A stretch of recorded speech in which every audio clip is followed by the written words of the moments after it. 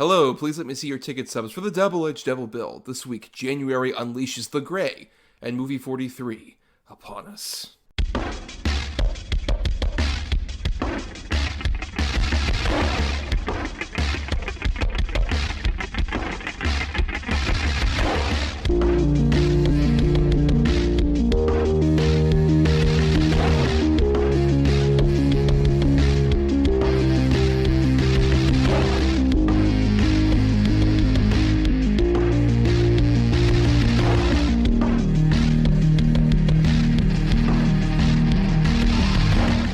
Each week, I am Thomas, and Thomas and Ronnie will come to the table to discuss the randomly selected yin and yang of a double feature.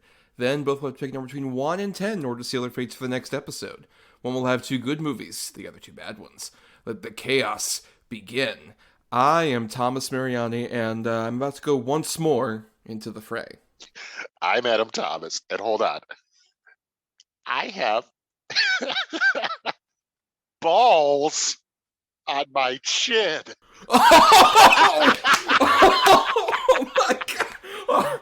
Adam, you caught me so off guard with that. We're making a whole movie, baby. Adam, you can't spring things up like him. How are we gonna keep going after that? Yeah. It's so funny. You know, I turned down the Tonight Show. You were out of respect to Jay Leno, not Conan O'Brien, but Jay Leno specifically. Yeah, Jay Leno specifically. Well, welcome everyone to the Double-Edged Double Bill, where every week Adam and I cover a double feature based around a topic that we decide on. And, we're releasing this episode in, about mid or so January. And January traditionally is sort of like a dump month in regular release schedule times. Which, then again, it's also interesting given we're recording this not too long after Scream, which is like sort of like a bigger blockbuster than you would usually get. I think that dump month mentality has kind of evolved a bit over the last couple of years, hasn't it, Adam? I don't know that they purposely release stinkers anymore in January, but I think there's a lot more niche stuff, or maybe, genre-specific things, like especially horror and things like that, or just things that maybe the studio doesn't have a lot of faith in. You don't really see a lot of we know this is terrible, but we gotta release it anyways.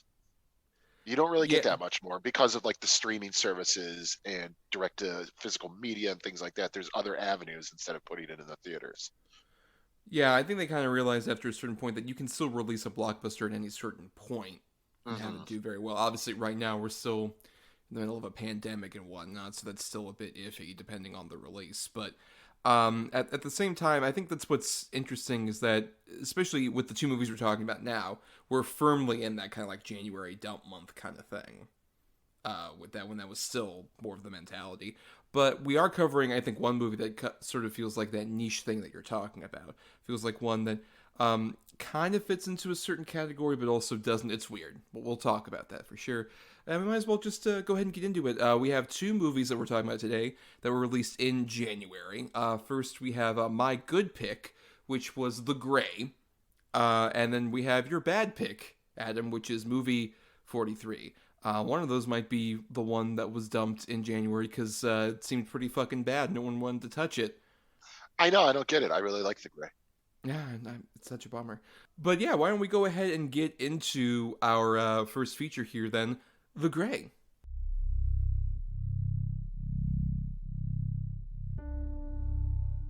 A job at the end of the world. Going home, guys. Let's keep it moving.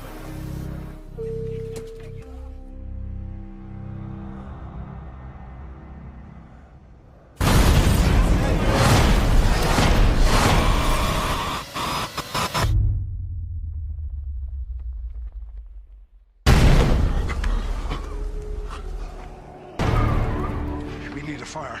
Then we find food. If we don't move and work now, we're all freezing. We figure out what way is south and we start walking. This will be one of those wild stories you tell at a party. What is it? Get up, get up. Don't move. Stare right back at him.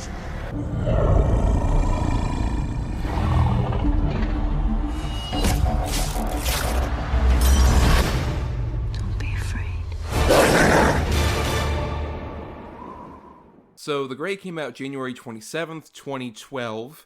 From director-writer Joe Carnahan, who we've covered the A-Team previously on this show, and is an interesting filmmaker in terms of, like, he's gotten to make a few movies, but he's also kind of been known as a guy who's attached to movies for a pretty long while, like blockbusters especially. He gets attached, and then he goes through a long, hellish development process, and then there's huge creative differences, and he kind of splits off. Like that happened with Mission Impossible 3 and Bad Boys for Life. He's done a couple of those situations there. Yeah, no, definitely. And the thing is, I think he's a very capable director, especially an action director. What do you think it is? Why do you think Joe Carnahan's really never, like, really majorly hit it? Well, I mean, it probably has a lot to do with, I don't think his style of action necessarily always works for, like, the studio system, when you think about it. Because with, like, say, the Gray, even, is, like, a pretty good example, where this was around the time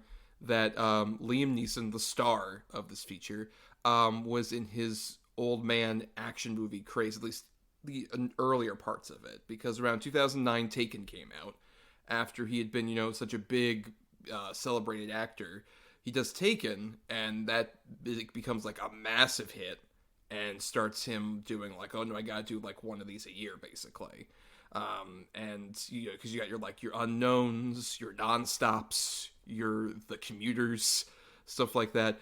And this one was definitely sold as that kind of movie, but it really isn't one of those movies at all. I mean, in no way. Yeah, Liam Neeson has a gun in it, but other than that, it's kind of just a tale about how far man is willing to go and the savagery of man compared to that of animals, and just hopelessness and depression. And it's a really sort of, how do I put this? Depressing.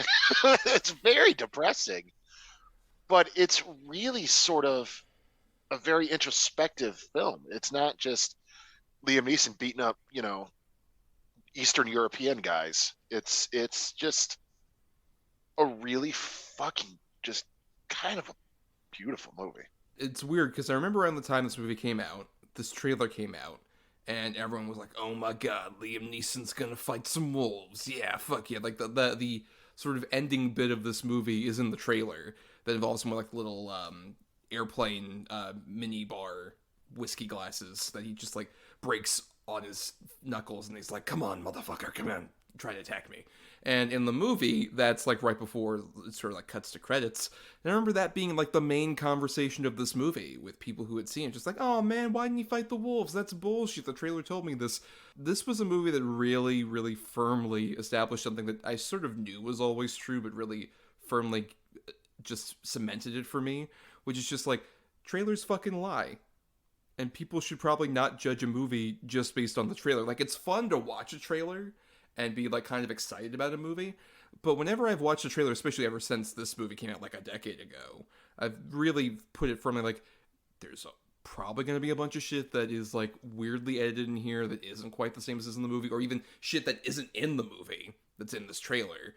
So I'm not going to put the expectation that the movie must exactly fit this trailer, because I think that's really unfair to the movie, especially in this case. Oh, I completely agree. And that shit happens more often than not, where there'll be a certain shot or something in the trailer, or sometimes even whole subplots or lines of dialogue that aren't in the film.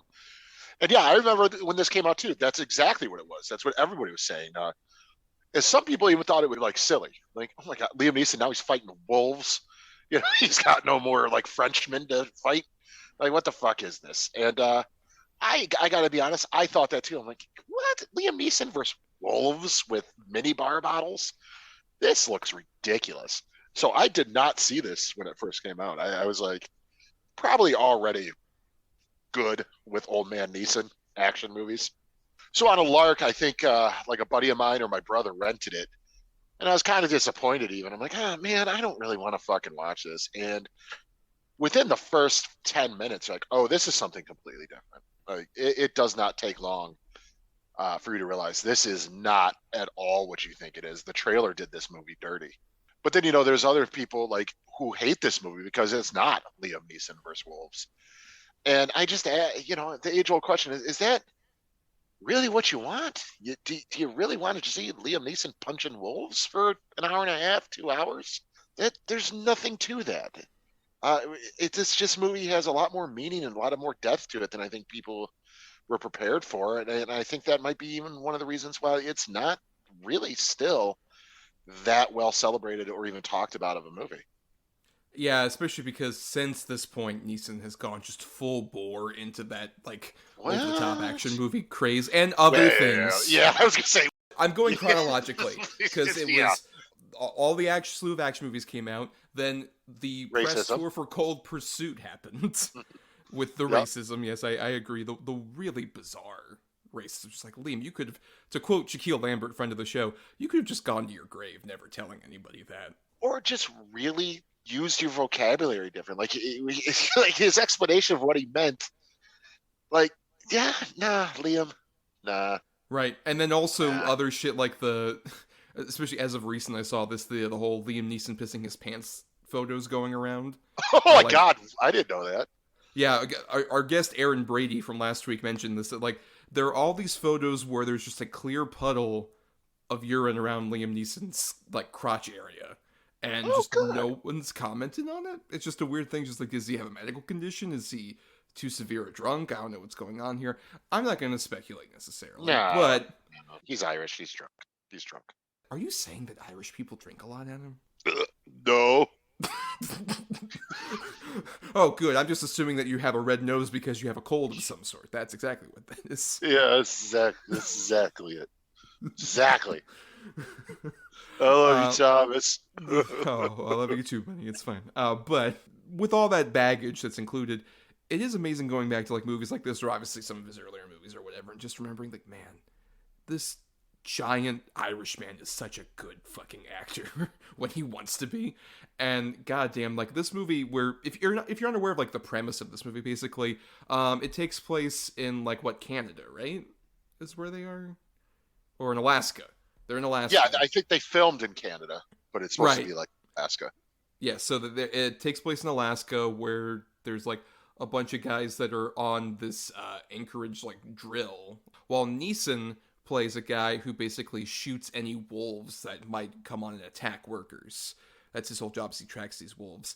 And he's also suffering through some loss because his wife had passed away, which, man, that scene where he's like writing the letter to his wife, basically as like a sort of psychological exercise, is so beautiful, especially in context of like, this was only a couple years after Natasha Richardson, his wife, had a terrible accident and died. And you really feel that palpable emotion throughout this whole movie.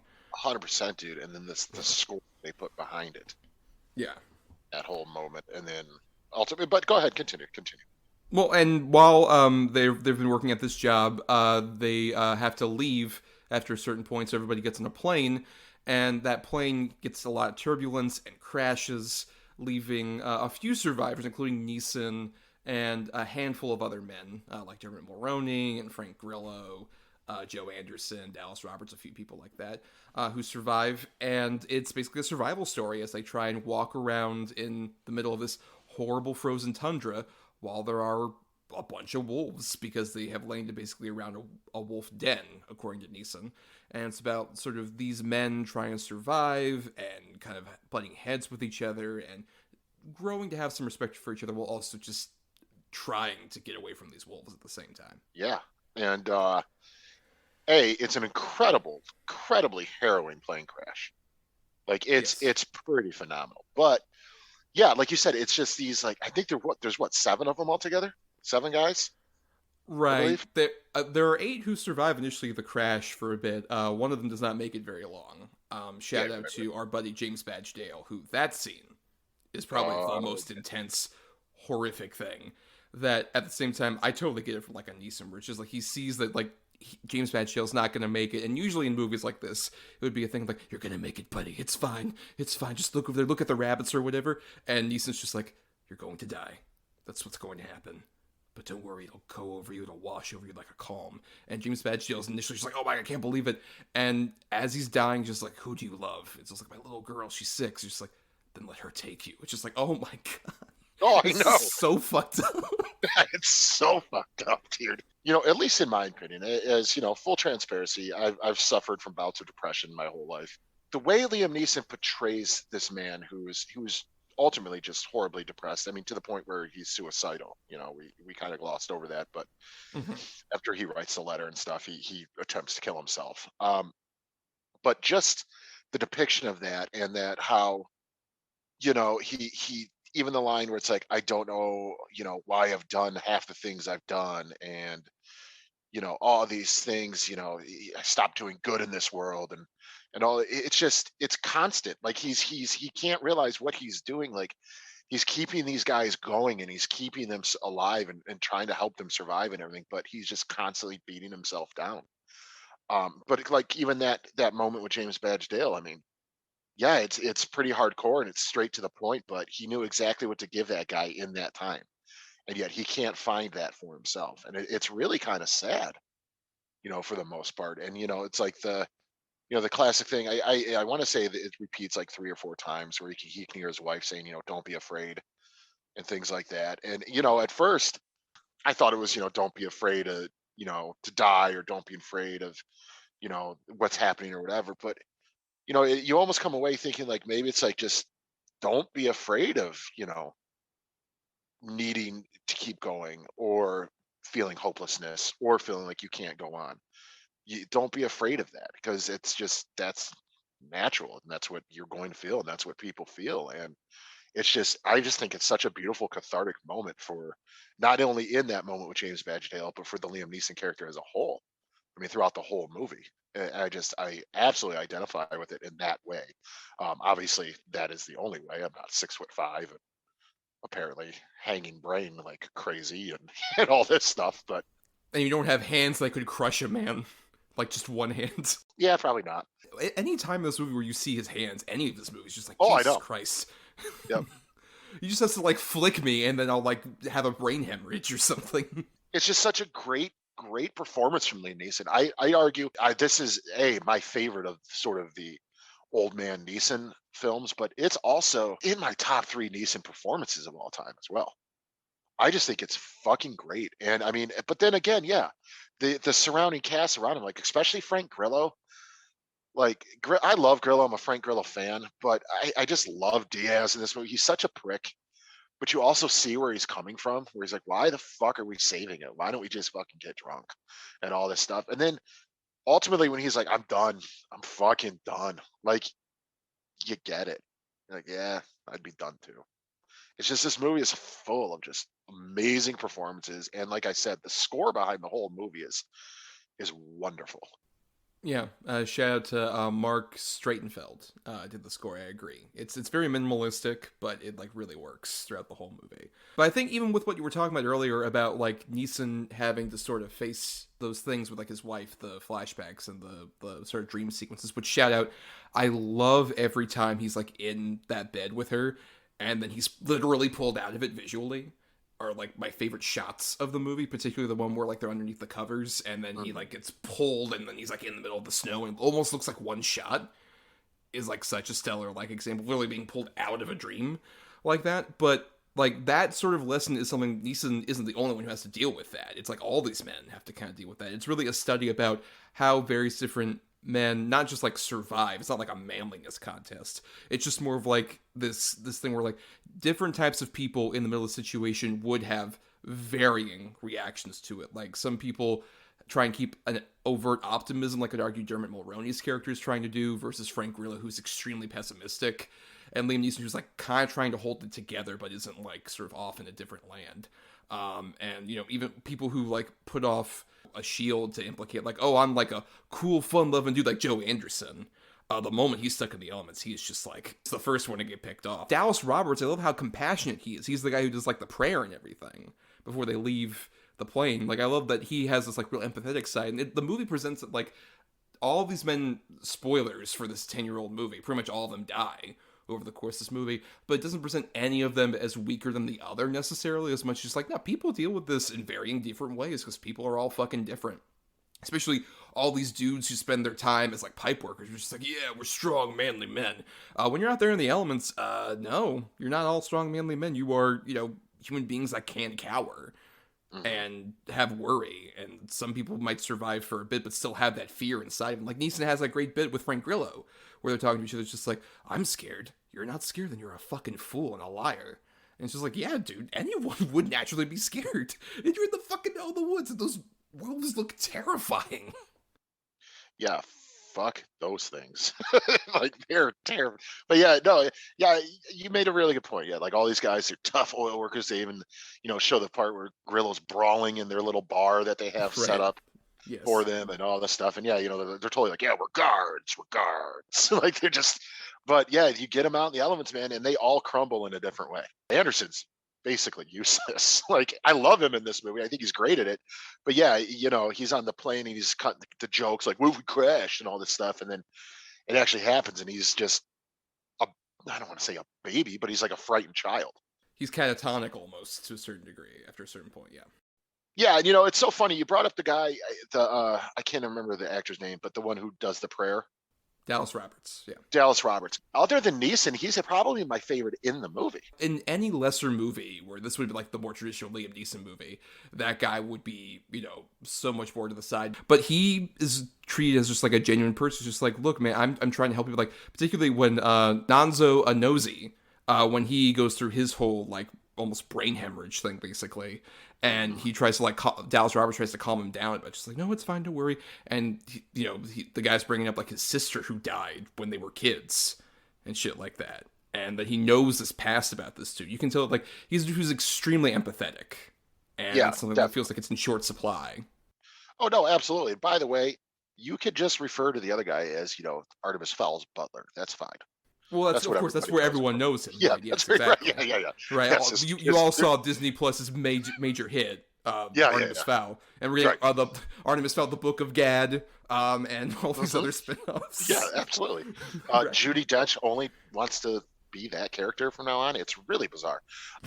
It goes to show, like, there's an old quote, and I'm sorry, I'm paraphrasing the quote, but I instantly thought of it, while watching this movie, and I think I even saw it referred to before when someone else was talking about this movie. But there's such a great thing, especially with the Liam Neeson character and the sort of the pathos that he goes through with, the wanting to die and stuff. It's almost like the quote is, if there's meaning in life, then there absolutely must be meaning in suffering. He almost finds his meaning through this, through the fighting, through the, that the fight is maybe what is worth fighting for. The actual fight to survive and the fight to live and the fight to get through this and everything. Like, that's what he's trying to live for at this point. Like, yeah, it's not necessarily a long-term thing, but just to find these little battles and, be a meta, sort of interior or exterior battles. But just that this guy who you follow in the beginning, who's so broken and alone and sad and depressed, and just that he has the most strength really out of all of these guys, because it's not the fact that he has nothing to live for or he's lost the will to live. It's that he hasn't found it yet. He hasn't been able to rediscover what to live for. And you almost get it through this movie. Now, to interpret the ending how you want, but it's almost like you follow his journey of finding the will to live again. And it's really fascinating stuff. Yeah, and all these people kind of have to have that, since they're stuck in a desperate situation. All of them have to kind of try and find some sort of will and find, like, a connection with each other, but it's not in a way where it's like, oh, we're like the best of friends now all of a sudden. It's just like, no, we're just all mutually in terror about this situation. Like the whole thing where the wolf attacks Frank Grillo initially. After he does this whole puffed out chest, like, whatever, man, I'm tough. Oh, God, I'm being attacked by a wolf. And he just starts stabbing that wolf so hard, like, to the point where long past that wolf is dead. And they'll have, like, a weird connection at that point, and they start eating the wolf just to survive. And there's a bit of, like, a fun that's there, but then Frank Grillo takes it way too far when the wolves are around and just, like, cuts off the wolf's head and shit like that. You can tell it's just like, oh, we can find moments of connection, but also, oh yeah, we're very different people. And in the case of Frank Grillo, he's kind of a sick fuck. He's kind of a disturbed individual who they're just like, well, I mean, we want to help him survive, but also, if we do survive, man, I don't know if we're going to talk to you. Yeah, he's not going to be like, if they survive, like the reunion picnics, they're not going to invite to yes. Just tell him it's canceled. That type of shit. Who sent him the Evites? Yeah, right. Look, I made us all into elves for Christmas on eCards. It's hilarious. It's called Jib Jab. My daughter introduced it to me. It's a technological marvel. But I mean, nobody wants to quit. Nobody wants to die. Nobody wants to give up. But obviously, through either Wolf's attacks or, like I said, with Frank Grillo, where he's like, "I'm fucking done, dude." Like, you get it in every, in every way. Even like I said, with his character, there's such, especially the Grillo, because I'd argue out of the supporting characters, he's probably the one you get the most character out of. Mm-hmm. But him and Neeson are such polar opposites, where Neeson like just keeps going, and Grillo's like, "I'm done." But you totally get it on both sides. Like, I totally understand. I totally understand the want, like, fuck this, dude. Like, there's no hope. I get it, but I also get the why not keep going? What else do we have? It's not a movie that shames somebody for accepting death. Right, exactly. Yeah. Exactly. And I think, that's one of the reasons I really appreciate it too, because that's handled really expertly. Like, in no way did I ever look at the Diaz character when he ultimately decides that and be like, this guy's a fucking quitter. Like, you're like, oh, nah, man. Like, they just give him his moment like that. He's done, dude. Or even that Dallas Roberts has that moment where he does try and say, like, oh, you're going to quit. You're going to be a quitter. Yeah. To show that even he, the empathetic guy, can have a point where he's just like, oh, he's totally just against this because it's hurting his ability to survive at the same time. There's so many complex emotions going on. Even though it's like a bunch of dudes out there in the woods trying to survive wolves. It's just like, no, they're complex fucking individuals. Yeah, absolutely. And yeah, it's a good point about the Dallas Roberts character, because he is such an empathetic character. He feels like if he can't almost talk Grillo to keep going, then, he's lost too. Like, if he can't keep him going, then, that was kind of his main survival tactic, like just being there, trying to keep everyone else going through empathy or whatever. And if he fails this guy, then maybe he's going to fail altogether. Or even someone we haven't even discussed that much, like Dermot Mulroney. Who I think is gracious. Like, he's definitely the one who seems like he's more of like a tech guy almost. He doesn't even go out onto like the field that much when they're, so he's totally just a lot more still trying to be like, hopeful and optimistic about it, but in a way that almost feels like naive, in a way that still is like really endearing. Like his whole talk about his daughter, which is really endearing about it. She's like, oh, she like her hair's so long and she like brushes it against my face. And then later on, his death scene is pretty great, even with the dodgy sort of CG canyon that is underneath him. The actual fall and then the vision that he sees, which is immediately cut to the wolves attacking him, is like so unnerving. It's so brutal the way that happens. Just even like the way they utilize these wolves is pretty astonishing, where like there's some practical like wolf effects, particularly in the close-ups when they're fighting, or you see like the wolves kind of coming from the shadows, just their eyes, stuff like that. I would say 90% of the wolf effects work really well. The only times it doesn't is when like one wolf is very clearly visible and you can see it's not making any indentation because it's probably a CG wolf, like in the snow and shit like that. There's a few shots like that, but they're few and far between. Yeah, no, definitely. I know exactly which one you're talking about too. It feels like there's no weight to it at all. Yeah. But yeah, no, I think it's incredibly effective. The wolves in this, I think it was handled really, really well, because it could have just been really bad CGI that instantly dates the movie, and it really doesn't. It really doesn't. It holds up extremely well because of the use of practical effects, and I think you're probably dead on there 90%. To go back to the Mulroney part, that scene gets me every time though. The campfire scene, where they're sitting around talking about what they want to live for, what to live for, and of course you got Grillo be like, because I don't want a 250-pound hooker to be the last girl I laid or whatever. And everyone, But yeah, then it gets to him and he's like, I just want to be able to feel my kid's hair again. And you're like, oh, Jesus Christ. It instantly hits me every time. It floors me. And then, and again, not to be like, well, because, I can relate to it on this many levels. But yeah, I can. I'm a father of a 6-year-old little girl. Like, if I was caught in a, do or die survival situation, that would be my only thought too, is getting back to her. And I just can't imagine even, feel good movie of the year. And mainly, we haven't talked much about Nonso Anozie, who is a great actor. I think he gets short-shifted, quite frankly, in this movie a lot more than the other guys, which is unfortunate, especially given he's like the one like black guy in the group as well. That like, because aside from like that, the whole thing that's kind of imparted to us by the Dallas Roberts character about his like sister. He's kind of just like there in the background, and then he ends up getting the weird like hypothermia thing or whatever that makes him kind of like start seeing hallucinations and stuff like that. And he can't handle the altitude. There's not a lot of character there for him, unfortunately. Yeah, no, I agree. His character becomes more of a hindrance than a full-on character at one point. Like it's almost like, oh God, this guy, like, you know, like you said, his dementia or whatever due to the hypothermia and the hallucination stuff. It almost just becomes something that the other six have to deal with. Which wouldn't be a problem if he was more of a character before that. Yeah. Right, exactly. I completely agree. To the point to where that's probably, I would say, my one, not necessarily, it's not like a huge problem for me, because it is a pretty big ensemble cast, and it is it is only 2 hours long. It's not a huge movie. Yeah, that's my one problem. I wish they would have given him more to do, because he's really good at it, and he is a really good actor. And it is unfortunate that it's the only real cast member of color that's sort of the throwaway character. But yeah, I do wish he would have got more to do. Especially when, like, we talked about James Badge Dale earlier, you get, like, maybe 5 minutes of screen time with that dude, but you know exactly who that dude is throughout all that, as opposed to you get way more with Donzo, and he's just like, yeah, kind of there. You know, right? He's there with the guys, and then he dies. Though, to be fair, his scene where, like, they wake up, and there's, like, a giant snowstorm going on, and Neeson's just like, wake up! Wake up! And he's, like, beating his chest, just like, oh, dude, that's rough. You know he wants to keep that dude alive. It's just like, no, he can't.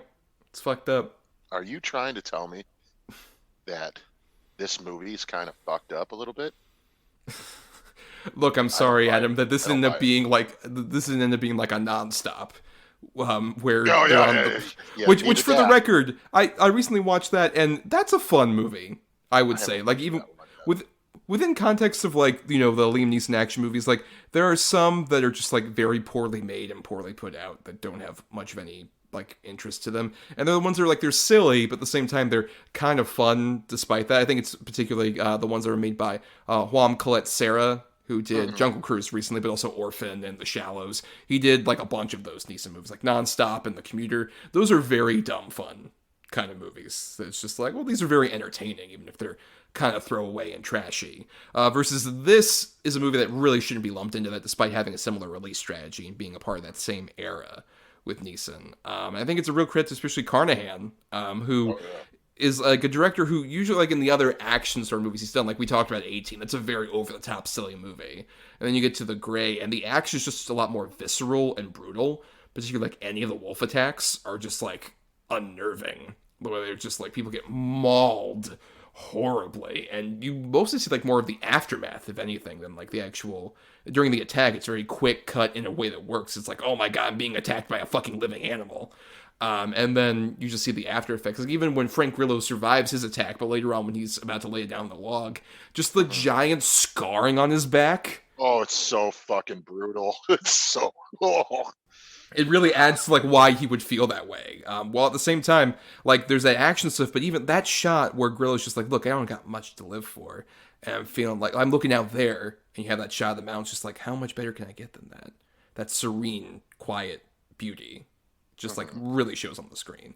It's such an expertly directed movie. It's probably my favorite of, at least, you know, sort of these earlier Carnahan movies. My favorite, admittingly, overall is the recent Cop Shop, which we will cover on the show at some point. If you have not seen Cop Shop, see Cop Shop. It's great.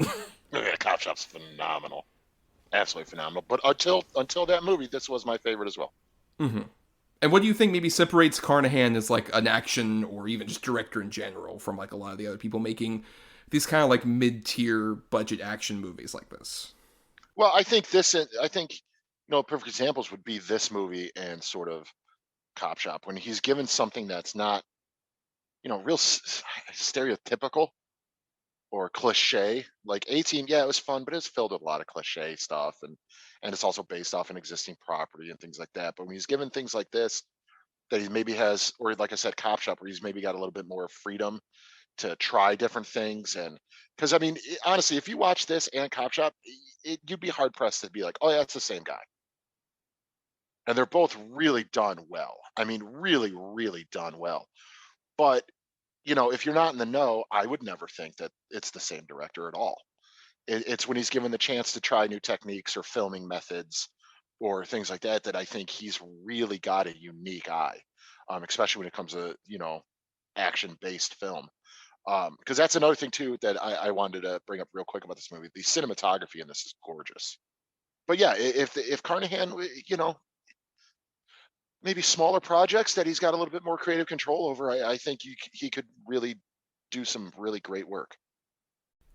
Though I think within at least a bit more recent, because I would argue after this he made one of those movies, and it was Stretch, which is one that just doesn't really come together at all. Oh, with Patrick Wilson?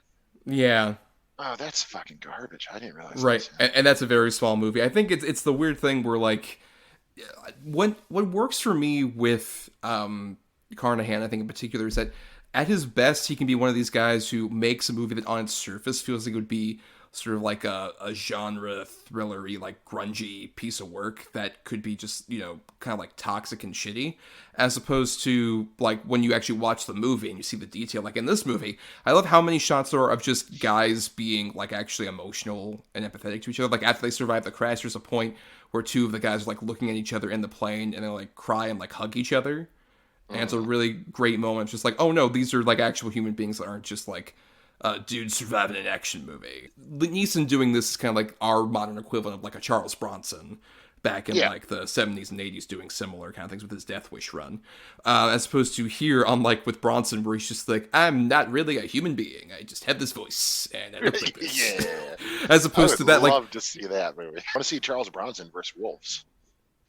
Like, okay, Fido, bring it.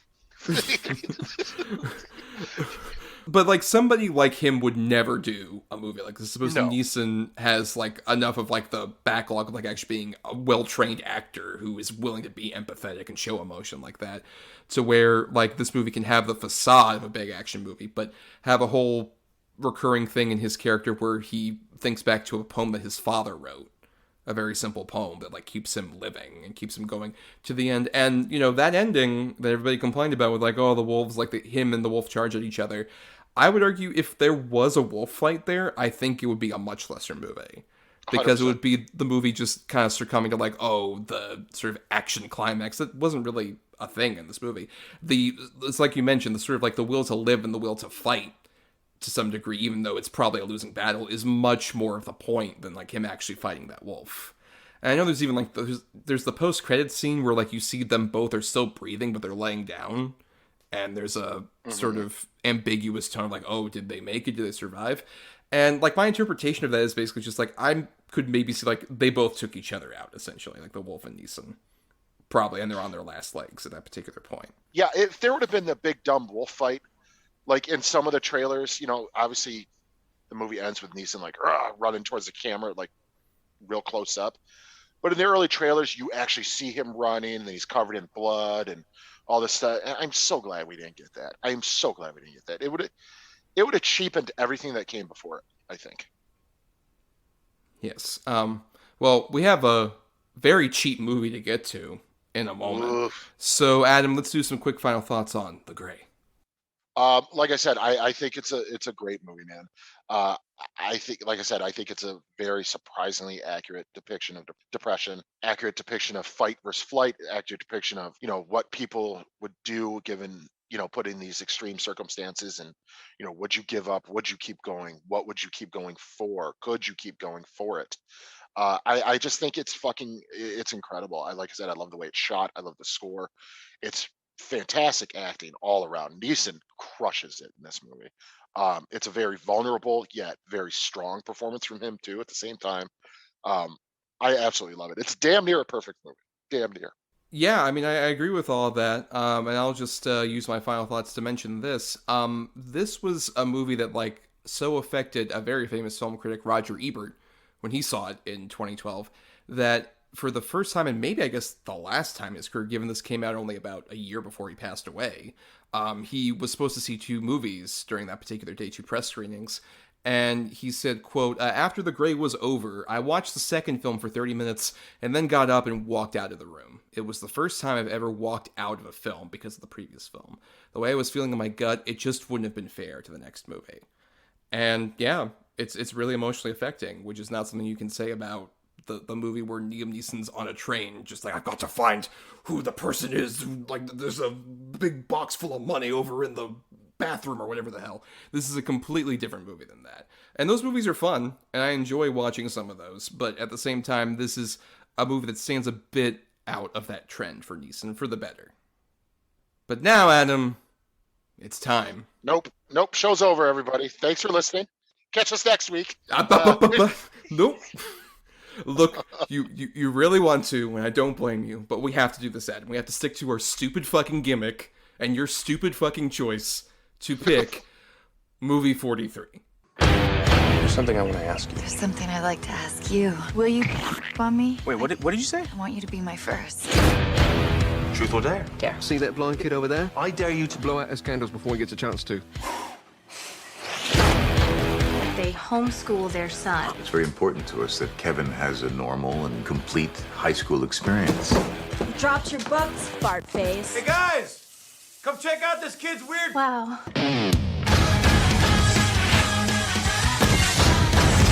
She's having her period. What do I do? Oh, we're just gonna have to plug it up. I got frozen peas and a sponge. Just when I thought it couldn't get more offensive.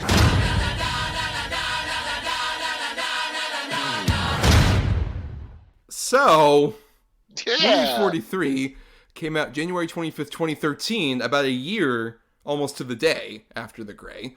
And this is an interesting movie, I'll say, in terms of, like, what it is. Which, if you're unaware, movie 43 is what you would call a sketch film. We've talked about anthology films on the show before, but this is a comedy sketch movie where the movie consists of, like, a wraparound segment followed up with a bunch of different sketches.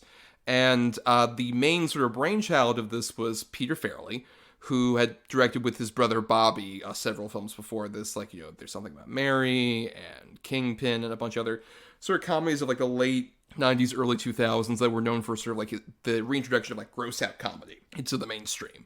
And this was a project he'd been wanting to do for a while because he wanted to do something in the vein of, like, the old sketch movies from the 70s. There are a lot of these that came out in the wake of, like, Saturday Night Live being a big thing.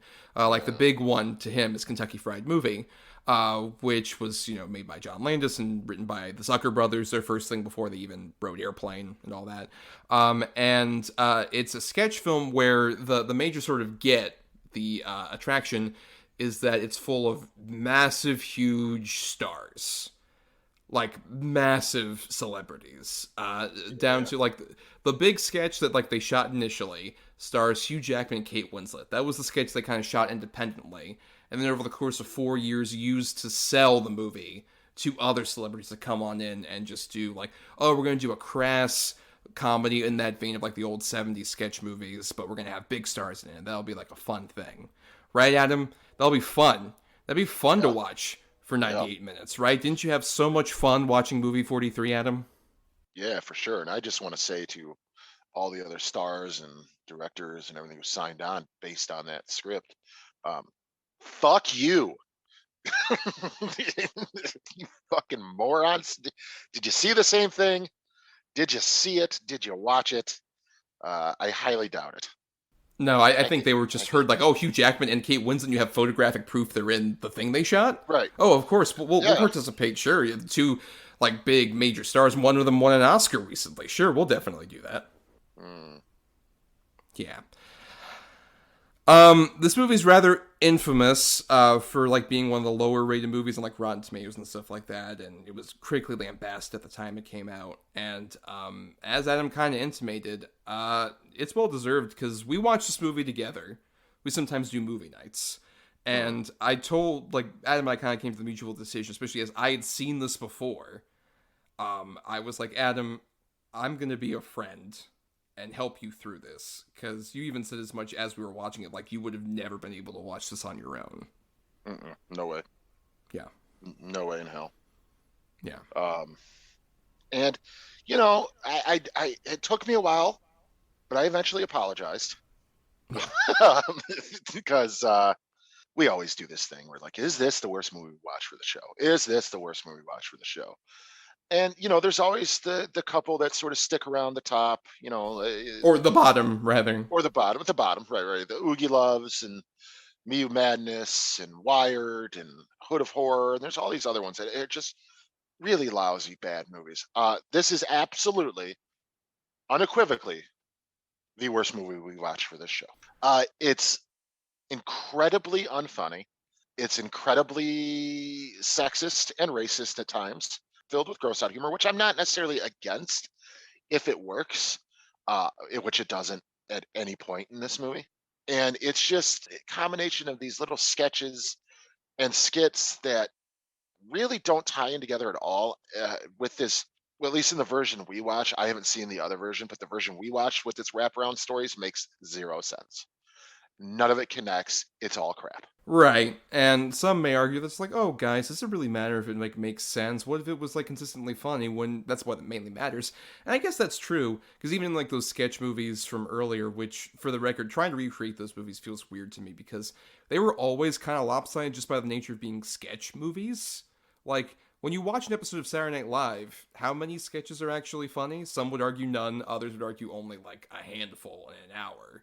And so to extend that even longer, like this is longer than even most of those movies. Like Kentucky Fried Movie is an hour 23 minutes, I think. And this goes an extra like fucking 20 minutes. And like there's a quote, I think it's from like one of the Monty Python guys who talked about when they were doing like some of the sketch oriented films they would do later, like particularly like and now for something completely different. They talked about how after an hour of the sketch comedy, the audience's interest sort of wanes with each sketch, each like additional minute you go over an hour. And I think with movie 43, that's a huge problem because even from the jump, it's not fucking funny. I've seen both versions of this movie. There's a theatrical version and an unrated cut. We watched the unrated version, which has a different wraparound segment. It's like the big major change. Both those wraparound segments are equally unfucking funny. And then all the actual sketches that are still there were already unfunny to begin with because like in comedy, and I'm sorry everybody, we're about to become two guys explaining why a joke isn't funny. The worst people to meet at a party who will tell you why a joke doesn't fucking work. But what makes a joke or a sketch or anything work is really like an interesting comedic heightening of a scenario.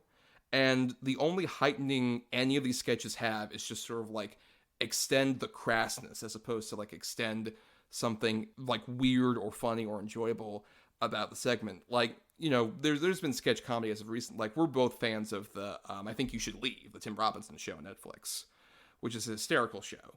And a major reasoning is, one, those episodes only last like 15 fucking minutes. He knows not to go much longer than like 20, I think, at most of some of those episodes. And the comedic heightening is so great in those sketches because, like, they'll immediately introduce like a basic scenario, and then either Tim Robinson or some other weird character will be at the center of it.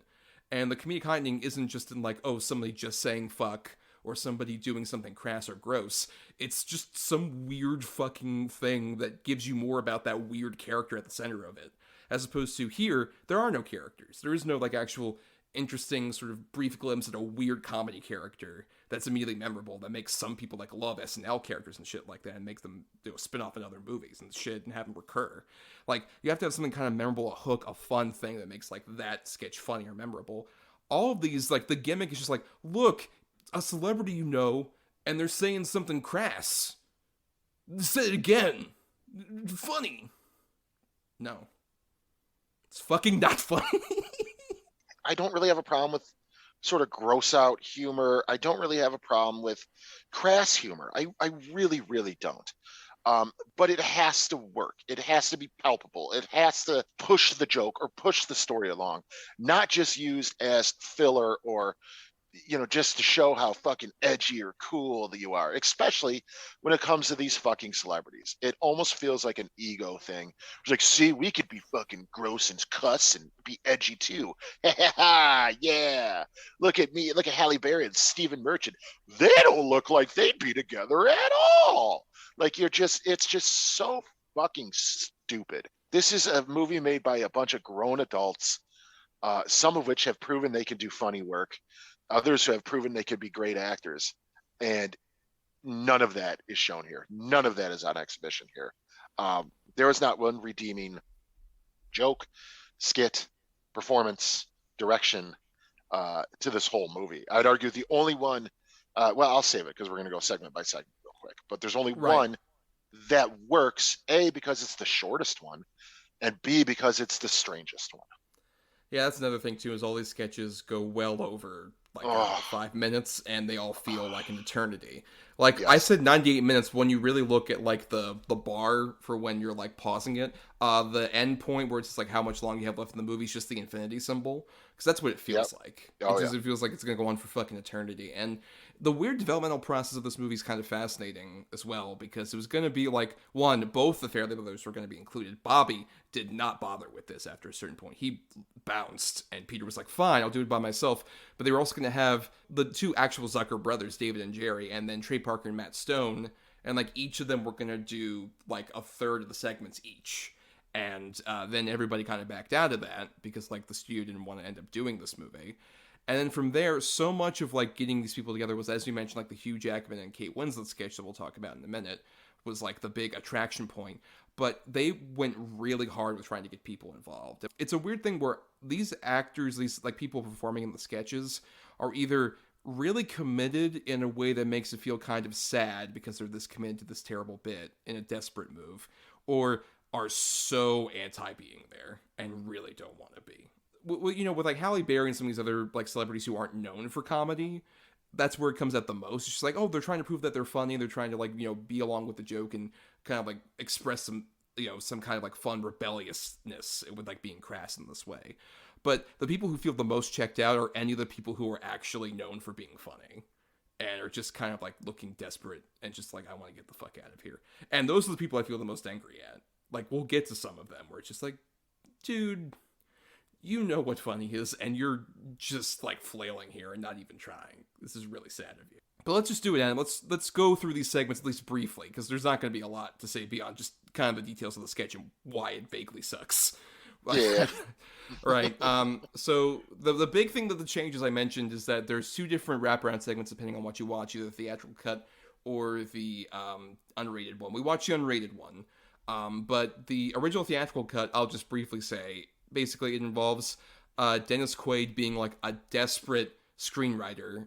He's named Charlie Wessler, who's the actual producer of this movie that roped everybody into being here. And he tries to pitch a bunch of movies to a studio head played by Greg Kinnear. And as they go along, they keep cutting back to this wraparound segment, and eventually Dennis Quaid like holds Greg Kinnear at gunpoint. It's like, you need to do this. And it's like, fine, we'll do it, and we'll make it, you know, the biggest movie since Howard the Duck is the joke they have in there. Which, how dare you? I would rather watch Howard the Duck than watch this movie. I'd rather watch most of the bad movies we've done for the show over this fucking movie. But the segment that we had, that was the wraparound, is called The Thread, which involves a bunch of these teenagers releasing out YouTube videos, and like this one younger kid comes in and they're like, oh, we gotta make up some bullshit so we can put viruses on the little kid's laptop and just visit a bunch of porn sites.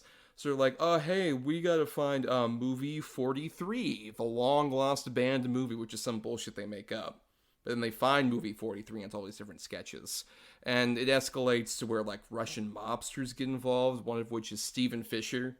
Academy Award winner for Best Documentary, Stephen Fisher, is like one of the Russian mobsters trying to track down the movie, and then all this other stupid bullshit happens, and it causes like eventually the end of the world that they're watching the movie. It's bad, as Adam mentioned. It's very crass. It gets to a point where one of the boys is like trying to get viruses on that little kid's computer, and he's looking up this one porn site and keeps jerking off to it, and it turns out, oh, it's actually his mom who did porn. That's the twist, isn't that funny, Adam? So edgy. And that's just like the big wraparound that all these segments are intertwined with. In the version that was on HBO Max that we watched, didn't that set a great precedent for you, Adam, as we got into these other things that actually involve celebrities? Yeah, man, I was fucking really excited after that. I was like, oh yeah, I'm in for a ride now. And I technically wasn't wrong. Right. You went on a ride. It was just a very uncomfortable, not exciting ride. Yeah, that's accurate.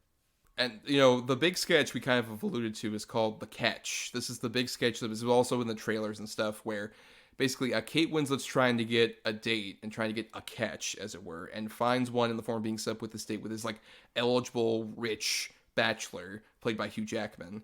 And she meets up with him, and all the photos we see of him, and even when he's introduced, he has a scarf on. But then he takes off his scarf, and the whole joke is that, oh, he has, like, testicles on his neck. And they proceed to have the dinner, and everyone else is like, just like, oh my god, it's the biggest catch. He's such a good guy. You really caught a good one, lady. And Kate Winslet's just like, is no one going to mention he has balls on his neck? That's a joke. That's the joke. That's a joke. And the hair from the balls falls in his soup. Yeah. Anyway, so this was what sold everybody. This is what everyone watched, and they're just like, well, you know what, they're doing it. We'll go ahead and do it too. We might as well just continue. The next one is called Get a Job, Motherfucker. And it is about a couple who are homeschooling their teenage son. The couple being played by Liev Schreiber and Naomi Watts. And the premise of this sketch is they really want to give this kid the full sort of high school experience just beyond education, just like actually give him like social interactions, stuff like that. One of the sketches where the premise sounds kind of funny, of just like, oh, they have to imitate all the other things about high school. That's great. And the only jokes that they have are just like, oh, they're going to abuse the kid. Yeah, they bully him. Yeah, they bully him and abuse him, and one of them at least very explicitly sexually molests the kid, the mom. And the joke at the end of it is just like, oh, after all of that, the kid is like messed up and fucked up. Yeah. No wonder these two aren't together anymore. I can't believe why. Oh, I wonder why. Oh, this was the catalyst right here. This might be one of the ones that really disappointed me the most, to be honest, out of all the sketches. And I know it's technically the second sketch. But like, well, because you had hope at that point still for like some laughs. Well, I was curious. I'm like, well, maybe one of these will be funny. And the potential of this to be funny is there. It could be funny to where, like you said, they give him the complete high school experience. And yeah, you add in the bullying part, but also there's so much more you could do with it. And they just go so lowbrow so fast with it. And it's just an utter failure. Yes. Speaking of utter failures, the next sketch is The Proposition. And this stars another couple who would later get married and then divorce after this. Anna Faris and Chris Pratt, who are a couple who are out on a picnic. Chris Pratt's about to ask her to marry him, and she's just like trying to say something first. And what she says is a proposition of, will you poop on me? So she's into scat. Mm-hmm. And the whole thing after that is Chris Pratt, eating burritos and getting ready to try and have like a sexual situation where he shits on Anna Faris. And then, there's an argument, and it's like, oh no, honey, come back. And they run into the street, and Chris Pratt gets hit by a car, and he shits all over the car and onto the street. And then they make up. Yep. JB Smoove is in this. Yes, talking about different types of shits, right. And he's a dude who, like, can pop up in anything, even terrible shit, and no pun intended, and actually kind of, like, give me a few laughs. Yes. Like, I've seen dire comedies, and JB Smoove just walks in very funny and then leaves. I'm just like, oh, thank you, JP. You give me Nope, not even this movie can get that. Good example of Date Night with Steve Carell and Tina Fey. JB Smoove is in it for, like, a couple scenes, and he's really funny. Lowest common denominator bullshit humor.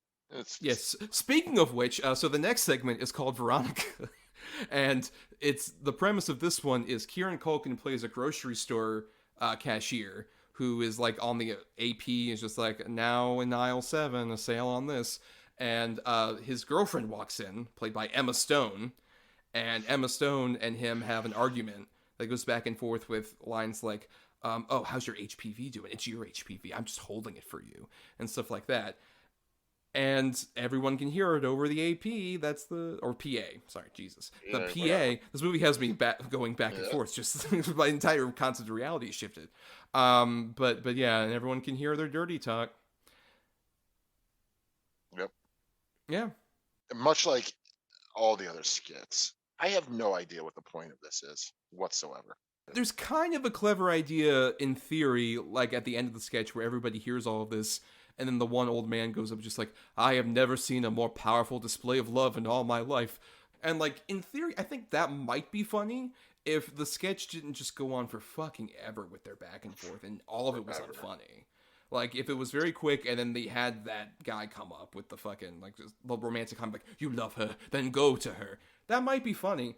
But like, with these other sketch movies, all the sketches weren't like full-length, giant like sketches that went on for fucking ever. Like in Kentucky Fried Movie, my favorite bits in that movie tend to be the small short gags. Like they'll have the news anchor show up and just like, the popcorn you're eating has been pissed in, film at 11, and then they move on. Like that's a funny quick bit. Like that works, as opposed to like just going on with just like, get it, look, they're saying awful things that are really crass to each other, and it's Emma Stone and Kieran Culkin. How weird is that? It's not funny. No, it's just kind of like repetitive and dull and endlessly unfunny.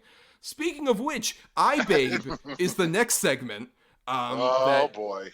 Where we saw like a bunch of like ads for this, where it's just like it's an MP3 player, where the twist is it's basically like an iPod but is giant, and there's a naked lady inside. And this sketch is like the boardroom meeting for all the development executives about this, where apparently there's been a recurring problem of teenage boys getting the iBabe and sticking their dicks into like the power fan, thus mangling their penises. Yeah. And the whole joke is that like Kate Bosworth is trying to tell this to like Richard Gere and Asif Manvi and Jack McBrayer, who are all on the board. And these guys are so stupid that they don't get that it's like, oh, we should probably put like a warning label, or this is clearly dangerous and all sorts of stuff. And they're like, no, there's nothing there. There's some kind of joke there where it's like all these guys are oblivious to pointing out the crass sexuality of like teenage boys.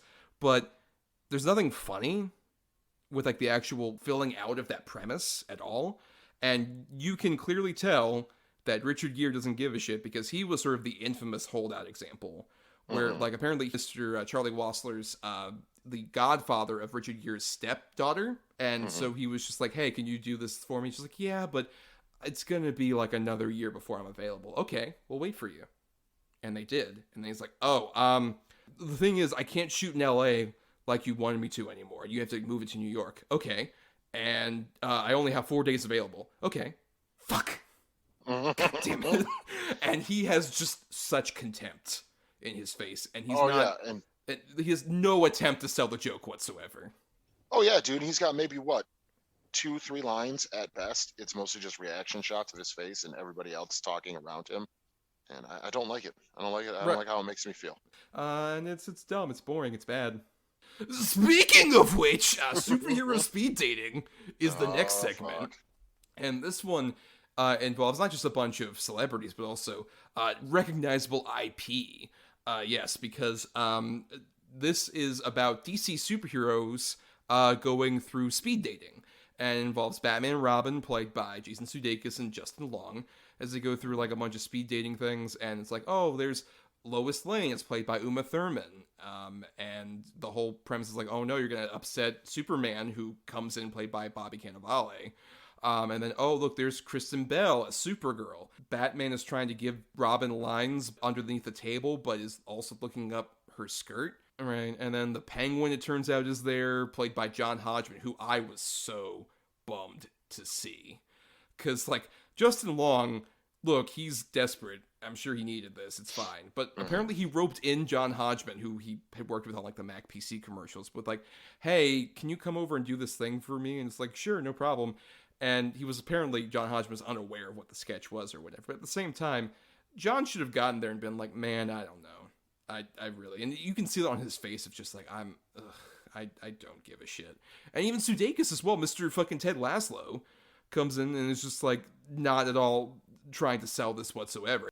And, Leslie Bibb is also there as Wonder Woman, and Robin almost gets with, it seems like he gets with Supergirl, but it turns out it's actually fucking, the Riddler in disguise, so he kissed a dude. Ha ha ha.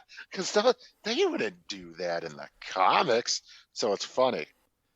Okay, so then there's the next bit, which I think is what you were referencing, called Machine Kids, where it's very short, like you mentioned. It's like a weird PSA parody, where the premise is like, oh, you get mad at vending machines and other machines like that. You shouldn't really get mad at the machines, because there are little children working inside the machines to give you the Coke or whatever.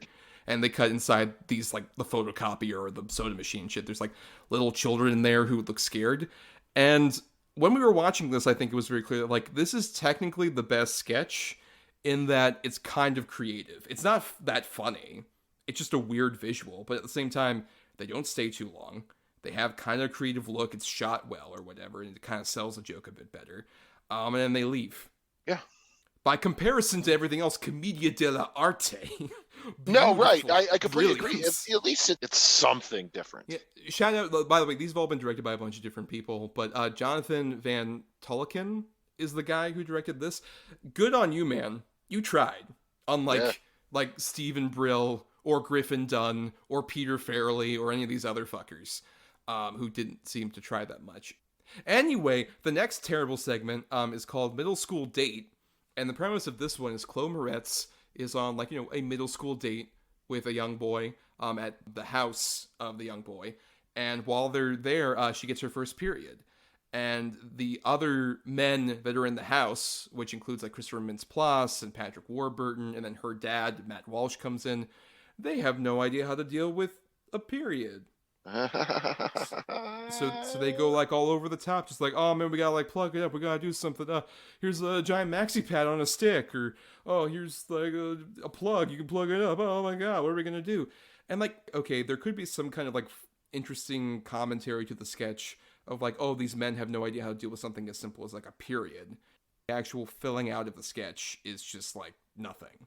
And then they even like whatever kind of satiric content could have been there is totally destroyed by the segment ends with Patrick Warburton turning on the TV, and there's a fake Tampax ad where the premise is there are two women going into the water on the beach, and one of them apparently has Tampax on and the other one doesn't, and the one who doesn't gets eaten by a shark because they're attracted by blood. It's true. Sharks are attracted by blood. Oh, so much thought and intelligence went into this. To sort of fill everybody in, after we watched this movie, and I'm only telling you this because it started probably really right around this point for me and maybe for both of us. It was a lot of was our basic responses to everything that was going on. There was a lot of no. Coincidentally, I think this is around like the hour point of the movie, which kind of proves that thesis I said earlier at the start of this discussion. That like after an hour, especially with a terribly unfunny sketch thing, like at least by this point it would have probably been done, as opposed to, oh no, we still have another like 5 sketches to go, baby. Because then we have Happy Birthday, where the premise of this one is it's Johnny Knoxville and Sean William Scott who are buddies, and Johnny Knoxville is like, hey, it's your birthday, man, I got you a present. And it's like, oh, it's a pot of gold. It's like, how did you get this pot of gold, man? And he goes into the basement. It turns out he stole it from a leprechaun who's played by Gerard Butler's face being poorly put onto a little person. You know, the leprechaun's down there and says a bunch of curse words and then gets free and punches the shit out of both of them. And then his brother leprechaun comes down and starts causing chaos too. It's also played by Gerard Butler, but he's got red hair this time. And then they both, get rid of the leprechauns. And they're like, oh, man, I almost forgot. There's another part of your gift. And then there's a storybook fairy who apparently gives blowjobs for gold coins. Did we mention this segment was directed by Brett Ratner? I mean, what a big surprise. Wow. No, this is, again, fucking stupid. I feel like we're repeating ourselves at this point to kind of like just say that for every single segment. Maybe we should go a bit more rapid fire. Okay. With the rest of the segments we got left. Next one, Truth or Dare, where the premise is Halle Berry and Stephen Merchant are people going on a blind date. And they're like, let's not have the same boring conversations. Let's do Truth or Dare. And so they play Truth or Dare with each other, but it escalates into wacky things like, oh, hey, Halle Berry, I dare you to blow out the candles on that blind kid's cake. And she does. Oh, hey, Stephen Merchant, I dare you to grab that guy's ass over at the bar. Oh, hey, let's escalate this even further to where we're getting, like, weird plastic surgery that makes one of us look horribly, like, mutated puffy, and the other one literally into, like, an Asian stereotype. Halle Berry makes guacamole with her breast, and Stephen Merchant gets a tattoo of a dick on his face. So funny. Then there's Victory's Glory, which the premise of this one is it takes place in the 50s, and a basketball coach is played by Terrence Howard is telling all of these young black players to be like, hey, you can get in the ball. You've already got the biggest advantage of all. You guys are black. You can kick all these white kids' asses because you're great at basketball because you're black. And then the credits start for a bit, and we thought there was mercy. And then midway through, there's another sketch called Beazle, where the premise is Elizabeth Banks and Josh Duhamel are a couple who are kind of into each other, but Josh Duhamel has a cat who is presented as this like flash animated cat who is so in love with Josh Duhamel and is so territorial that every time Elizabeth Banks tries to come on to Josh Duhamel, the cat starts like attacking her violently, and there's a shot of the cat masturbating to pictures of Josh Duhamel. But anytime Josh Duhamel is in the room, he's a great little cat, and Elizabeth Banks is angry. And then she, kicks the cat around after a certain point into a birthday party. And then the ending is everyone being like, how can you attack that cat? And all these kids at a birthday party stab Elizabeth Banks to death. Yeah. It's a very nice way to wrap it up. Yep. And by the way, that one was made by James Gunn, who has famously said, like, I kind of wrote that off on a whim because Elizabeth Banks, who he'd worked with before and also directed the middle school date segment, was like, hey, you should come on board and have a fun time with the sketch. And apparently he didn't get to edit it, and he's refused to watch it. And I don't blame him, because none of you should watch this. If going through all of these segments was worth anything, it was to impart to any of you who were mildly curious about, like, oh my God, all these Academy Award nominees and winners in this movie. I'm so interested in this. I can't believe this exists. I should probably watch this. This is a firm warning not to. Not because, like, oh, it's too offensive. Oh, it's too shocking. It's just likely because we trust and respect our audience. You probably won't find it funny because it isn't. Let's put it this way. I'd be incredibly surprised if anybody who watches this comes back is like, that wasn't that bad. We decided while watching this, like, the only way we're going to be able to do this is if we go through it sketch by sketch. Because if not, it would be what sort of, I'm sure if you're listening, started to happen where we're just going, oh, it's fucking terrible. The worst, unfunny, most juvenile fucking humor I've ever seen put on screen. Yeah, this movie kind of reminds me of, like, this argument that pops up all the time, and I fucking hate it. From, either people who want to, like, bring comedy back to something they thought of when they were kids, or even, like, modern stand-ups who have this problem of just like, oh, man, you can't say anything offensive these days. It's just like, oh, everyone's too, quote-unquote, woke, or whatever the hell. Why can't we bring comedy back to this, earlier point? Like, you can't do a satire like Blazing Saddles in this day and age. Everyone would be too offended by it. And it's like, the problem, I don't think, is necessarily just in, like, oh, it's offensive humor. It's just the fact that, like, comedy's fucking evolved since, like, 1974, guys. Like, comedy isn't in the exact same place it was, and I'm happy it isn't. Because I wouldn't want just the same exact fucking joke that we were laughing at 50 years ago to be, like, somewhat relevant now. It's not relevant anymore. You gotta fucking evolve with the times. Not even just in a, like, oh, you can't be offensive kind of thing. It's more just like, repeating the same fucking joke all the time isn't fucking funny. Doing the exact same type of humor doesn't work anymore. So, like, fucking evolve or quit. No, I completely agree. And the thing is, too, and I don't think you're saying, and I don't think really anybody's saying, like, dude, if you still enjoy Blazing Saddles and you still like Airplane and you still like, even Animal House, as problematic as it is, or if you still think those are funny, you can still watch those movies. Blazing Saddles, I think, is still a very funny movie, and I think that's inherent to the fact that, like, the time that it was specifically made. Like, people who say, oh, you can't make any of these comedies again. Why would you want to? Right, why would you want to? More importantly, what is it actually being transgressive against? Those movies were transgressive against the specific time and place that they were made. If not, if you're making that shit now, you are literally going out of your way to be offensive. You're going out of your way now to be a fucking prick and to be an asshole. It's the age-old thing, like, you have the right to say anything you want, make whatever joke you want. You do have that right. It doesn't mean you should. Or it doesn't mean that we can't react to it. Right, exactly, exactly. Why would you want another 20 There's Something About Mary's, or another 20, Blazing Saddles, or another, on and on and on? Why would you want that? I mean, if that's your bag, if only one type of thing makes you laugh and one joke is the only joke that can make you laugh, then all right, I guess I get it. But then just watch that movie. Peter Farrelly, I guess, learned that from this movie because he's like, you know what? I'm not going to make any more crass comedies anymore. I'm going to make a movie about racism with Green Book, and he won 2 Oscars. So the guy who fucking shepherded this project has won 2 Academy Awards. Post the movie. I know. Oh, fuck. The Farrelly's like older movies, while some of them can be kind of dated to some degree, are still fun. Like I rewatched Kingpin earlier this week. I That love movie's Kingpin. great. Fucking hilarious. When I watch the movie, like it'll have those gross out jokes, and those aren't my favorite jokes in that movie. But the fun stuff is seeing those two interact together. Like Randy Quaid and Woody Harrelson are like really funny as a team because there's like an interesting comedic dynamic of like one is a washed up piece of shit bowler, and then Randy Quaid is like this incredibly likable, innocent Amish dude who is just like really endearing every time you see him go around. There's like an interesting dynamic. You know what?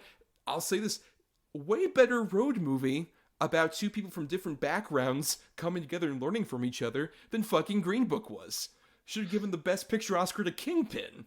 Oh my God. I mean, I don't disagree, but wow. look, for the record, I mean, Bill Murray should have won Best Supporting Actor for that movie. Oh, because fucking 100%. he's so He's so on the fucking strength of that one bit where Randy Quaid like almost attacks him and then he runs away to his hotel room. The way he's squeaking as he runs and shit. Yeah, it's so good. It's one of the funniest things I've ever seen.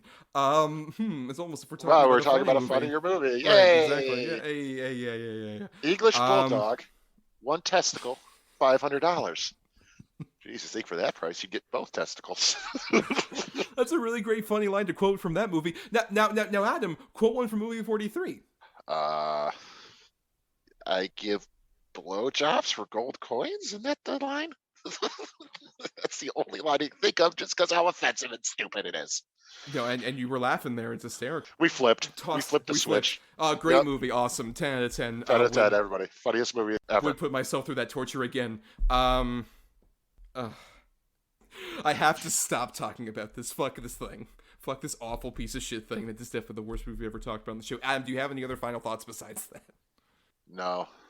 Great. So now we have our segment, The Double Redo, where every week Adam and I, recommend and don't recommend two good ones, two bad ones each.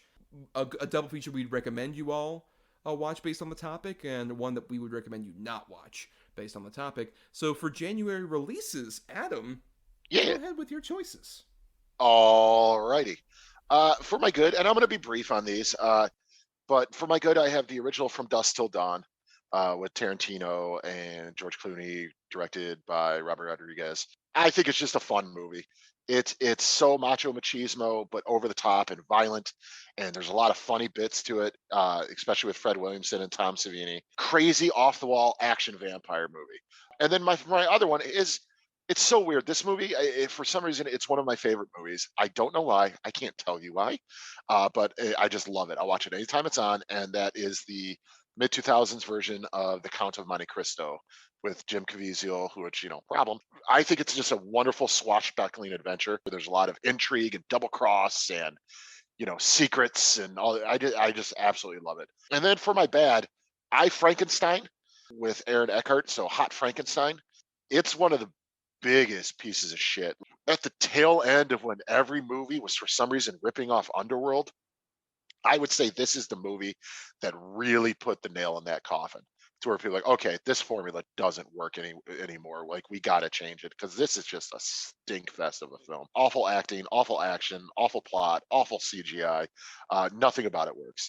And then very similar, I have Texas Chainsaw 3D, which completely throws out the second movie, which is a huge mistake, and totally just fucks with time in every way. Like, it's supposed to be 20 years later, but clearly it's 30 years later, and we know that, but we just figured, literally, basically, to paraphrase the writers, horror fans don't care about that stuff. They just want to see a Texas Chainsaw movie. You're right, we're all so dumb. I don't care about time. I want to see Scott Eastwood and that Daddario lady. She's pretty. It's a terrible film, terrible CGI, terrible acting. Some of the worst young age CGI / makeup I might have ever seen in a movie. And it relies too heavy on the, look, let's throw something at the camera. Woo, 3D. It's dog shit.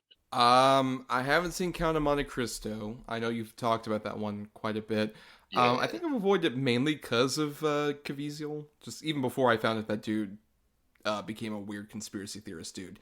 I just was not usually a huge fan of that guy in the movies I had seen him in. But I have seen your other movies. From Dusk Till Dawn is an interesting little film, I would say. It's you forgot to mention the fact that while it does have that vampire stuff, the whole gimmick of the movie is that it doesn't start out that way. It starts off as more of like a pretty tense crime thriller movie between Clooney and Quentin Tarantino. And I think that many people have said, like, oh man, I preferred the first half or second half, whatever.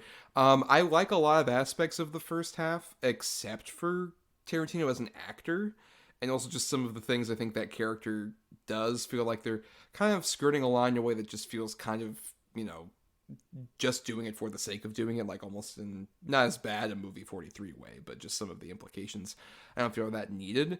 And then I think the second half is, a much sillier movie that doesn't have as like developed characters. But I like the idea that like George Clooney and like Harvey Keitel, I think, are really great. And I think they carry over a lot of that seriousness, even Juliette Lewis as well, and the other guy, the adopted son, kind of carry over a lot of that like weight into the silly, wacky vampire movie that happens after that point. And there's a lot of like cool like Greg Nicotero effects, and so like Selma Hayek has her big dance sequence. It's really fascinating in the middle of that movie. And then I Frankenstein and Texas Chainsaw 3D were both released around when I was doing a horror movie podcast, and those were both subjects du jour for episodes. And those were two examples where like every January for that podcast I would have to go to the theater and see these bullshit horror movies that were dumped in January. And those would be the absolute moments where it'd be like, what am I fucking doing?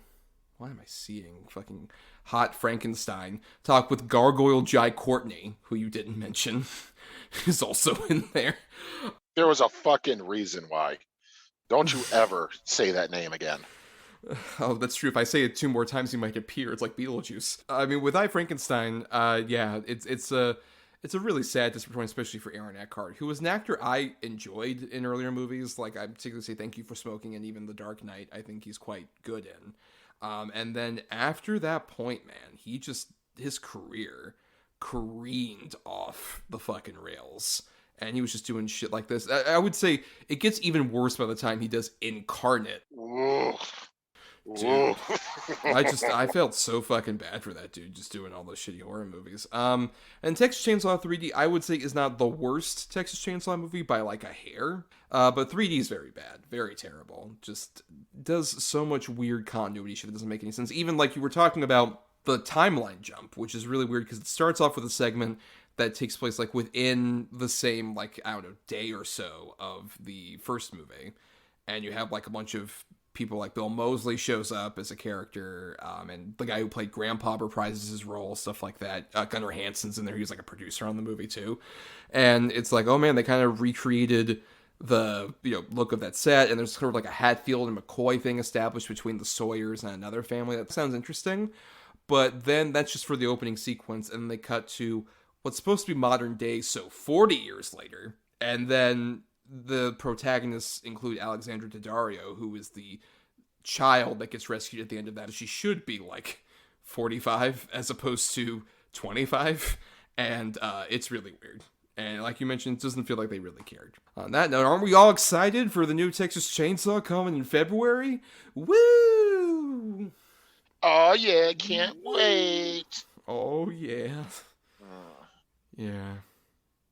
So, my choices for the double redo, I have my 2 good, are one of them is my alternate choice that I almost did for the show called Matinee, which I would argue kind of fits into the niche thing we were talking about earlier, where this feels like a movie a studio has no idea what to do with in like 1993. Like, what the fuck do we do with this movie where it's mainly kind of like a coming-of-age dramedy in the middle of like the Cuban Missile Crisis in Florida, with a lot of like kid actors who are like really nice, and it's like a fun back and forth between those kids, but also a recurring side character who is visiting this town and trying to put out his new schlocky sci-fi movie is his producer, played by John Goodman, going full William Castle with so many fun bits. And Kathy Moriarty is the leading lady who is completely over his shit. They are so fun together. The movie is worth watching for the main stuff is fun, but Goodman is so fucking committed to being like a sleazy, schlocky producer who's doing all the William Castle gimmick stuff,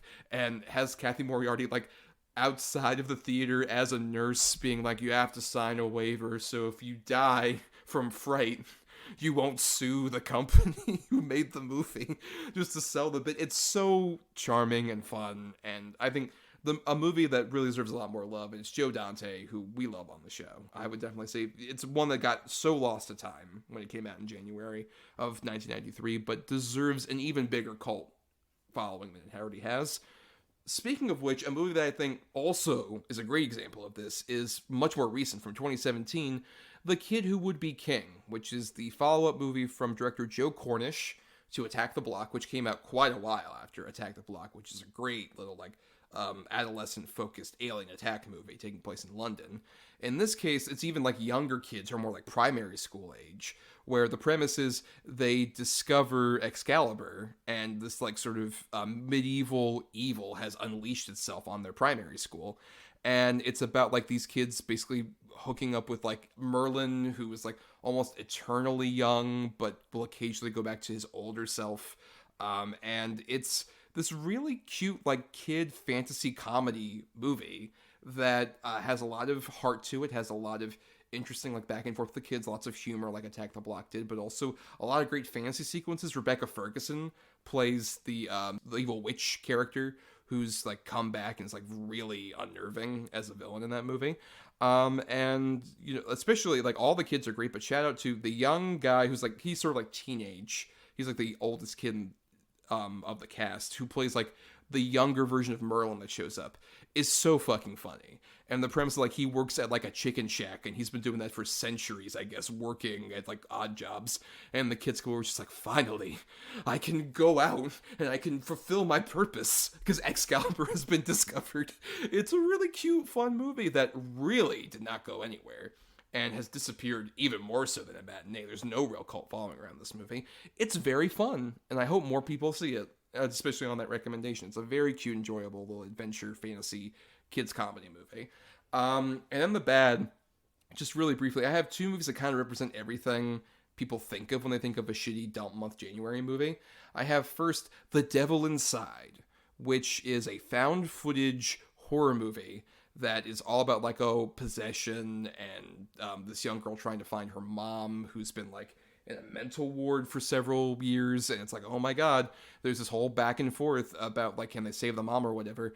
And this is a movie that's so infamous for being one, in general, just a bad found footage horror movie, but is even worse for the fact that after its really bullshit whole premise goes along, the movie fades to black, and then a message pops up for more information, go to the promotional website for The Devil Inside. And naturally, everyone who saw this movie was this is fucking bullshit. How dare you do this?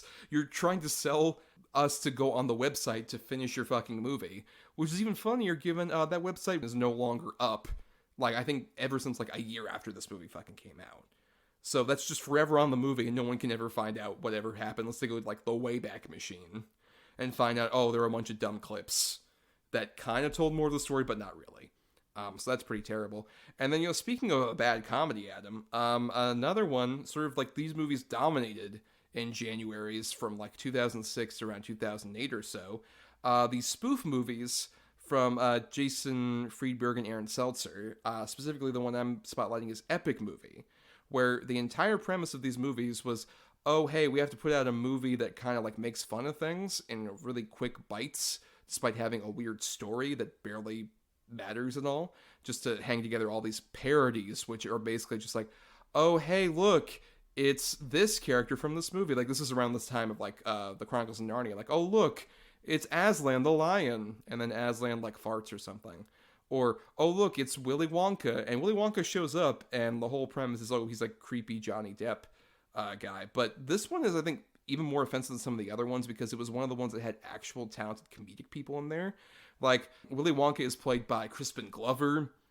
The White Witch is played by Jennifer Coolidge. Aslan is played by Fred Willard. There's a bunch of actually funny comedic people in the movie who are just stranded in the middle of a movie where there are all these terrible parodies that are just referencing what happened before. Oh, look, we're in the middle of Narnia. Look, it's Borat. And Borat showed up and said, my wife. Funny. All right. I've seen 3 of your 4. I've never seen The Kid Who Would Be King. For some reason, I just never got around to it. I've kind of always wanted to, because even I remember you being positive on it when it's been brought up before. So it's just one of those that I still haven't seen, but I definitely want to. And Matinee, I love. I absolutely love Matinee. And like you said, yeah, huge Joe Dante fan. I love old William Castle movies. I love John Goodman. It's kind of, that movie just works on so many levels for me. And it is criminally underseen. And I really hope more people seek that one out as well. And briefly, yeah, The Devil Inside can go fuck itself. I saw it at the show. I don't remember why. I probably went with somebody who wanted to see it, like a buddy or something.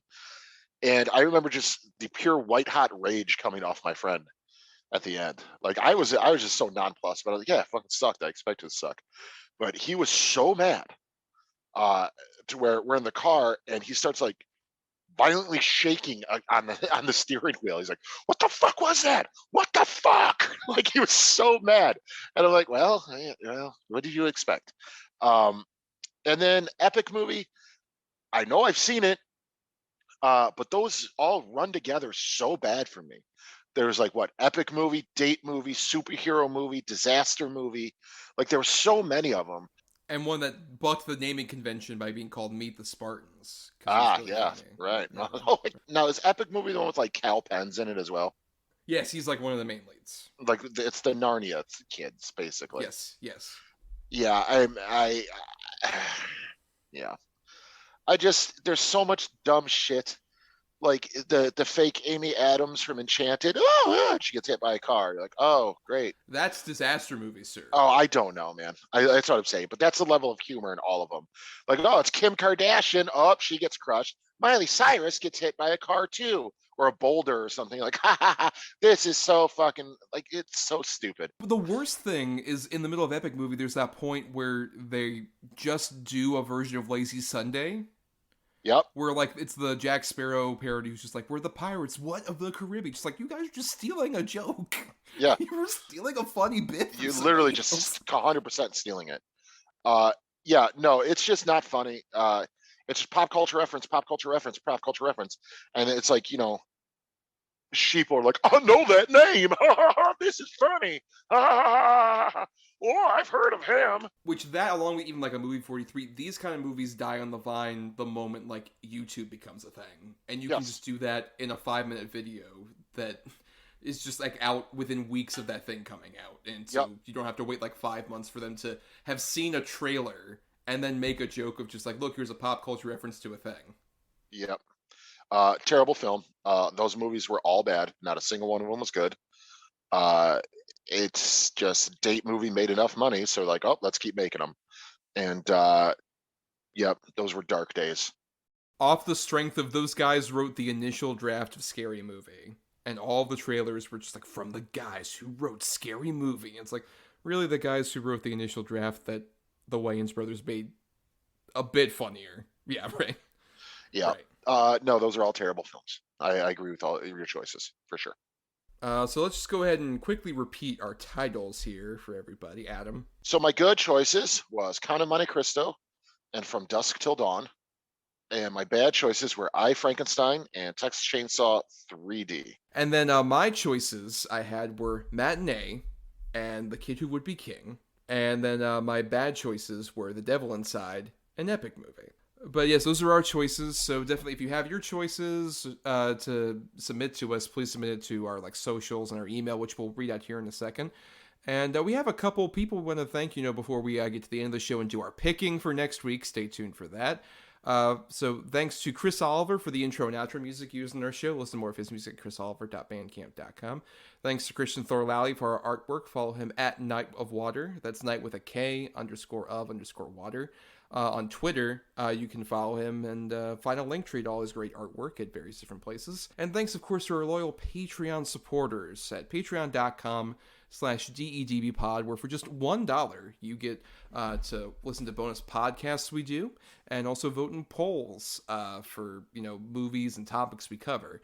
And, you're getting some pretty good stuff as we get through January here. First, on this very week, that will be posting this episode, you get to vote in our poll about a topic that we can do in February for 1970s related films. Now, this is interesting. We've done years in film before, and so one of the choices is the year 1977 in film. So we'd cover a good and a bad movie released in that particular year. But the other choice is very interesting. We have 70s period pieces, so movies that were maybe made after the 70s that take place in the decade.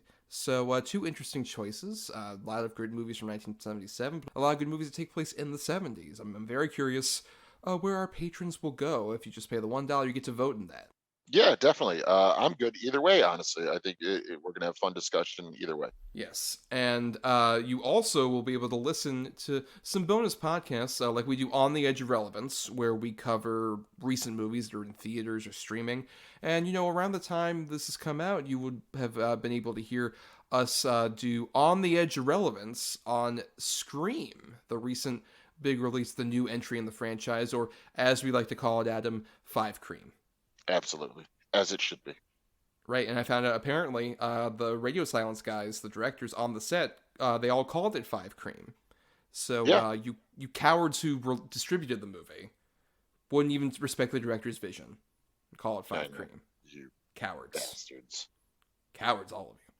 Mhm. And also, near the end of the month, we will have another bonus podcast. We'd like to do one big one outside, like On the Edge of Relevance and some other stuff. And that'll be our top 10 film scores. Adam and I will each have 10 choices for top 10 film scores. And I'll just tell you guys, in planning it, it's been brutal cutting that down from like huge like short lists to the actual 10. Pretty rough on my end. I mean, absolutely. I'm not near where I want to be as far as finalized yet. Yeah, so we'll count that down for the both of us by the end of the month, by January 31st. So yeah, for $1, that's a lot. So yeah, that's a lot to help shape the show and also get more of the show in audio form. It's a lot of fun. Oh, absolutely. And for more fun from us, find us on Twitter and Facebook at DEDBpod.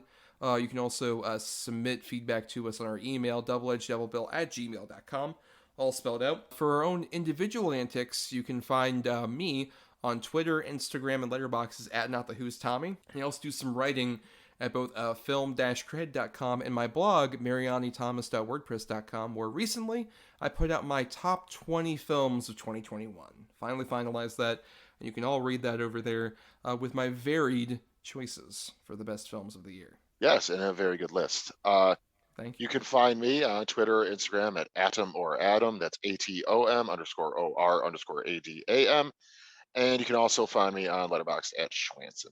SCHWANDTSON. And for more of our antics, please subscribe to us on Apple Podcasts, Spotify, Stitcher, and other podcasting platforms. We're a part of the Talk Film Society podcast network, so, while you're listening to us, please dig into all the other great shows that are on the network. A lot of fun film-related discussions that are going on there from a bunch of great people. And you can also dig into our archives, because we started with 191 on the Talk Film Society network, so there's 190 other episodes, folks, on our Podbean main feed, link in the description.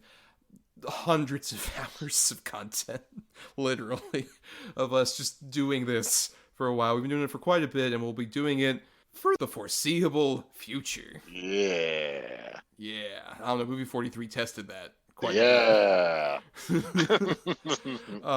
And, if you can't support us on the Patreon financially, the completely free way to help us out and get more people to listen is to simply rate, review, or share the show around, because it gets us more visibility and helps out with the algorithms. Yeah, please do. It helps us more than you can imagine. You fuckers. Well, Adam. Yeah. It's time we did our picking for next week's episode. So for, every week, Adam and I each have either 2 good or 2 bad movies. We switch up on the quality. In this case, Adam will have 2 good movies. I have 2 bad movies. And we've assigned numbers between 1 and 10 for both of our movies. And the other person will pick a number between 1 and 10. Whatever that gets closest to of the other person's picks will get us the good and then the bad feature for next week's topic. Though, keep in mind, we do have the Godfather rule in place, where Adam and I were given a veto last May for our 3rd year anniversary, where we had to use them by this coming May. Where if we hear a choice from the person, the first choice that we pick number between 1 and 10 for, and we're like, I don't like that choice, so actually I'll take the cannoli. We both had that option. Adam has taken his already, but I still have mine, and I have to use it by May, so it's burning a hole in my back pocket. I gotta use it, but I don't know if I'll use it for one of your 2 good picks, Adam, maybe, for next week's topic, which, in honor, we'll say, of Moonfall coming out, the big Roland Emmerich disaster movie, we are talking about disaster films. Yeah, honor is a really stretch there. But yeah, disaster films, been around forever, and just something we've never approached before, so figured, yeah, this is a perfect opportunity. Yes. So you have the 2 good for that, Adam. And for your 2 good choices, I'm going to pick number 6. All right. At number 7, I have a movie which is a disaster film. It also is another pretty predominant genre tied to it as well. But I think it's one that absolutely fits the bill, and it's a great movie. I have original Cloverfield film. Oh, and also a January release. Oh! Yeah, in 2008. Yeah, that was the big January release of that time. I am not taking the cannoli, because I'm a pretty big fan of that movie. From what I remember, I'm very curious to revisit it here. But what was your other choice at what number? My other choice at number 1 is what I consider probably the classic of the sort of disaster movie sort of mainstays. It's one that I saw a lot as a kid. I haven't seen it since I was a kid, but I remember being really fucking blown away by it. I have The Towering Inferno. That is one I have not seen. Oh, well, there you go. Well, Adam, for my 2 bad choices, please pick a number between 1 and 10. Oh, fuck. All right. I'll go just flat out number 1, baby. All right. And number 3. We're talking about this because of a Roland Emmerich movie. I have not a Roland Emmerich film, but a film from his producing partner Dean Devlin, I believe his directorial debut, which is a disaster film that came out in the last couple of years. I have the Gerard Butler starring Geostorm. Oh, God. Have not watched it on purpose. Not because I thought it might get chosen, but because I don't give a fuck about it. So great. And you don't have your veto anymore, so you can use it. I do not. Fuck. Well, on the other side of things, over at number 8, I had one of the 2 1997 Volcano movies, Volcano. That's a terrible film. I'm very glad. I have not seen either of those. Is Dante's Peak better? I think Dante's Peak is better, personally. I still don't think it's great, but I think it's better. Okay. So, Geostorm and Cloverfield. Very interesting. Double feature. We'll be talking about it next time. But until then, everybody, please don't have your sketches run pretty long like this episode of Movie 43. It's a bad idea. Well, I'd argue, honestly, just don't watch Movie 43. Yeah. If that wasn't the takeaway from this, you probably didn't listen.